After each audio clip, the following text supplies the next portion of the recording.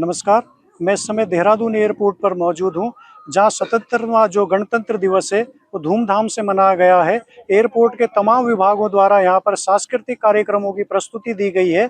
वहीं जो एयरपोर्ट का सीआईएसएफ विभाग है, उनके डॉग स्क्वाड द्वारा यहाँ पर विभिन्न करतब दिखाए गए हैं। डॉग स्क्वाड द्वारा दिखाया गया है कि किस तरह से यदि किसी सामान के अंदर कोई विस्फोटक बरामद किया जाता है तो किस तरह से उसको सूंघकर उसी के पास बैठ जाते हैं, और जो फायर के रिंग हैं उनको पार करना यहाँ पर डॉग स्क्वाड द्वारा दिखाया गया है।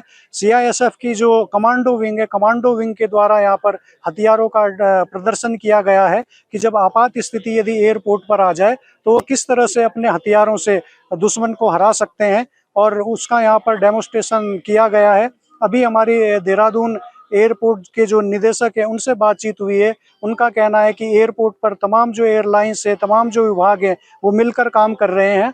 और जैसा कि आपको पता ही है कि देश में हाई अलर्ट किया गया था, तो देहरादून एयरपोर्ट पर भी हाई अलर्ट जारी किया गया है, जिस कारण यहाँ तमाम सुरक्षा जो एजेंसीज हैं वो मिलकर काम कर रही हैं। और एयरपोर्ट का जो टोल नाका है वहाँ पर लगातार सघन चेकिंग अभियान चलाया जा रहा है। और एयरपोर्ट प्रशासन द्वारा ये भी जानकारी दी गई है कि जो एटीसी टावर वर्तमान में काम कर रहा है उसकी जगह पर एक नया एटीसी टावर लगाया जाएगा, जिसके लिए जगह तलाशी गई है और उसमें आधुनिक उपकरण लगाए जाएंगे। वहीं एयरपोर्ट के जो टर्मिनल है उसमें नई सीटों की व्यवस्था की जाएगी, नए शौचालय यहाँ पर बनाए जाएंगे। कुल मिलाकर आज का जो ये कार्यक्रम रहा है वो बहुत ही शानदार और रंगारंग रहा है।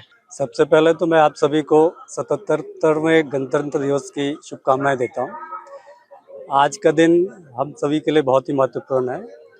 जैसा आप जानते हैं कि हम विकसित भारत की दिशा में आगे बढ़ रहे हैं।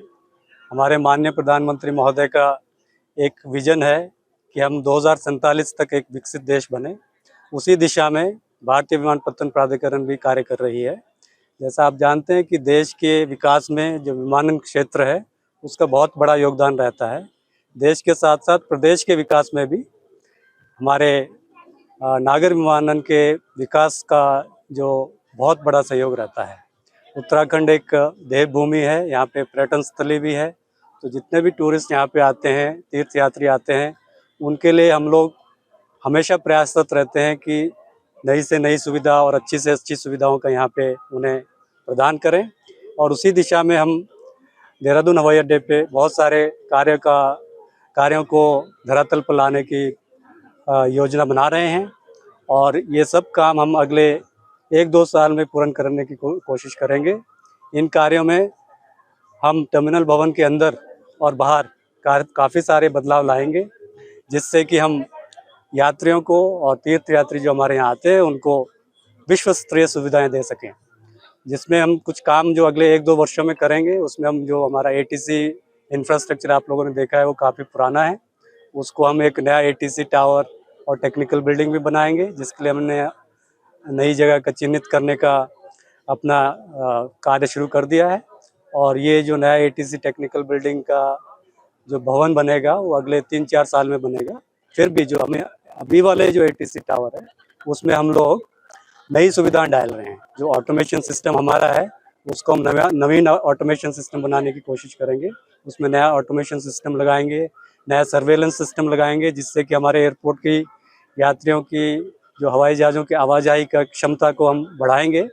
और उसके साथ साथ हम लोग जो एयरपोर्ट के बाहर जो आप देख रहे हैं हमारे पास इतनी खाली जगह है जिसमें कि हमने ग्रीन एरिया डेवलप किया है, इसको भी हम किसी कॉरपोरेट हाउस के सहयोग से इसको भी हम, जैसे आप दिल्ली, बॉम्बे वगैरह बड़े अंतर्राष्ट्रीय हवाई अड्डों में देखते होंगे, उसी तरह का एक हम माहौल या जो एम्बियंस हम टर्मिनल भवन के बाहर क्रिएट करने की कोशिश करेंगे। और टर्मिनल भवन के अंदर हम जो पैसेंजर्स के लिए आप जो नए एयरपोर्ट्स आप अंतर्राष्ट्रीय हवाई अड्डों में देखते होंगे, अलग अलग तरह की कुर्सियाँ होती हैं। जो नॉर्मल 3 सीटर कुर्सियों के सिवा हम नई चेयर्स भी हम अंदर टर्मिनल भवन में लगाएंगे। और साथ साथ हम अराइवल के क्षेत्र में जिस तरह से यात्रियों की वृद्धि हो रही है, तो उसमें हमें लगा कि वहाँ पे एक वॉशरूम्स की कमी हो सकती है। आगे 3-4 साल बाद जब हमारे यात्रियों की संख्या डेफिनेटली जो बढ़ोतरी होगी, तो उस हिसाब से हमने वहाँ पे एक नया वॉशरूम भी हम एक क्रिएट कर रहे हैं। और अगर हमें फ्यूचर में राज्य सरकार से अगर ज़मीन हमें मिलती है तो हम रनवे के विस्तार के लिए भी हमारी योजना पहले से रेडी है।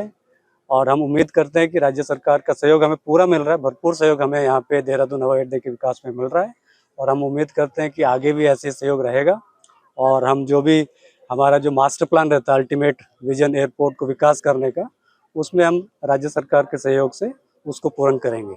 आज के कार्यक्रम में हमने देखा कि सांस्कृतिक कार्यक्रमों का हमने आयोजन किया जिसमें हमारे स्टाफ के बच्चे और एयरलाइन से सभी जो हमारे स्टेक होल्डर्स हैं उन्होंने मिलजुल के पार्टिसिपेट किया और उसके साथ साथ हमारे CISF के जो सुरक्षाकर्मी हैं जो हमेशा एयरपोर्ट की सुरक्षा के लिए तत्पर रहते हैं उन्होंने भी अपना जो डॉग स्क्वाड है उनका उसकी जो क्षमता है उसको आप सभी को दिखाया, प्लस साथ साथ उनके जो हमारे QRT टीम रहती है उन्होंने भी प्रदर्शन किया और हमारे विमानपत्तन प्राधिकरण के जितने कर्मचारी और एयरलाइंस के स्टाफ CISF, BCS, DGCA यहाँ पे सभी लोग उपस्थित थे। तो उनके सहयोग से हम ये कोशिश कर रहे हैं कि एयरपोर्ट एक एकजुट परिवार की तरह निरंतर आगे बढ़ता रहे और यात्रियों को अंतर्राष्ट्रीय स्तर की सुविधाएं प्रदान करें। धन्यवाद।